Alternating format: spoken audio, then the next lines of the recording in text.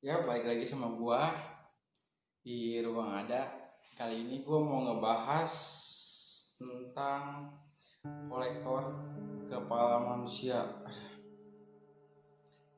Biasanya tuh kalau kolektor tuh kayak koleksi benda-benda antik, benda-benda mahal, benda-benda aneh atau unik. Tapi ini koleksi kepala manusia.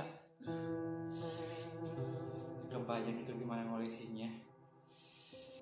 Nah, ada seorang pria bernama Mayor Jenderal Horatio Gordon Robley.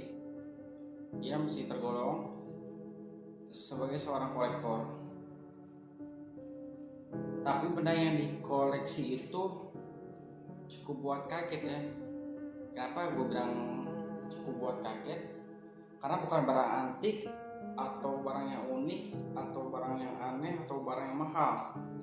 Justru si Mayor Jenderal ini mengoleksi kepala manusia. Mayor Jenderal Robley ternyata adalah perwira tentara Inggris di abad ke-19. Pada masa pensiunnya, Robley mulai mengoleksi kepala dari penduduk Maori yang telah diawetkan, yang dikenal dengan sebutan Momokai. Kepala tersebut dibuat dengan mengeluarkan otak dan mata mereka. Otak dikeluarin, mata dikeluarin. Kemudian ditutup semua lubang-lubangnya, lalu direbus, dikukus, dan dikeringkan. Yang nantinya si kepala tersebut itu dioleskan oleh minyak yang berasal dari ikan hiu. Ternyata Mayor Jenderal Robley adalah perwira tentara Inggris yang bertugas di Selandia Baru selama perang tahun 1860-an.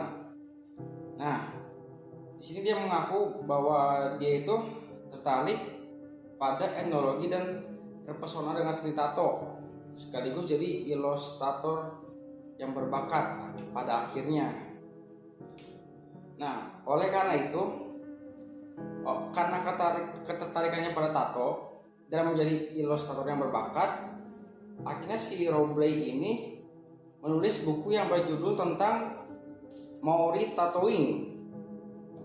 Buku ini ditulis dan diterbitkan pada tahun 1896. Setelah ia kembali ke Inggris, ia mulai mengoleksi kepala bertato Maori. Waktu itu koleksinya sekitar 35 buah kepala. Nah, koleksi dari Robley ini tidak terlepas dari budaya Maori yang ada sampai abad ke-19. Tato ini jadi lambang status sosial yang tinggi, akan tetapi pada umumnya hanya prialah yang menggambar tato pada wajahnya. Tato digambarkan pada wajah hingga memenuhi seisi wajahnya, sedangkan wanita hanya ditato di bagian bibir, dagu. Nah, ini dikutip dari Rare Historical Photos. Di sini gue mau ngasih tahu, Maori itu adalah nama penduduk asli dari Selandia Baru.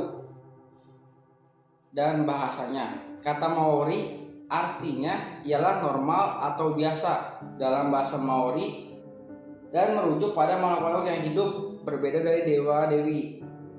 Kata Maori memiliki banyak kerabat dalam bahasa Austronesia lainnya seperti bahasa Hawaii. Nah, dari kebudayaan dan kesenian suku Maori, dari zaman dahulu kala, pengetahuan suku Maori diturunkan dari generasi ke generasi melalui musik, seni kerajinan, seni menjabarkan silsilah,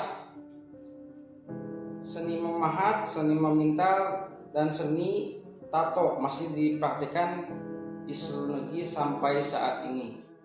Kita balik lagi ke bagian kepala. Apabila seorang yang menganut kebudayaan Maori meninggal, kerap kali kepala mereka dipenggal dan dipertahankan, maksudnya dijaga gitu ya. diawetin. Otak dan mata dikeluarkan dari kepala. Semua lubang yang terdapat di kepala ditutup pakai kapas atau permen karet atau jerami lah, pokoknya tutup.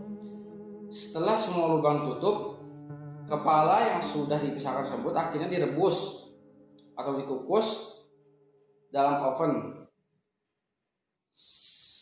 sampai kering, lalu dijemur lagi beberapa hari. Nah, proses selanjutnya, kepala pun dilumuri pakai minyak hiu.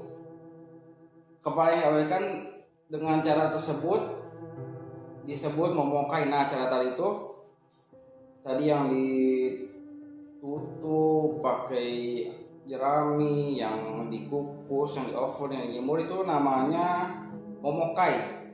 Dan selanjutnya akan disimpan oleh keluarga mereka di dalam kotak yang berukir indah dan dibawa ketika ada perayaan upacara sakral. Itu kalau orang kumpul-kumpul atau upacara sakral tuh bukan makanan atau hadiah, yang malah kepala keluarga, kepalanya keluarga. Aduh. Akhirnya pada tahun 1908 Robley mencoba menjual koleksinya kepada pemerintah Selandia Baru seharga 1.000 pound sterling. Karena penawaran ditolak, maka hampir sebagian besar koleksi itu kemudian dibeli oleh American Museum of Natural History New York dengan nilai setara 1.250 pound sterling.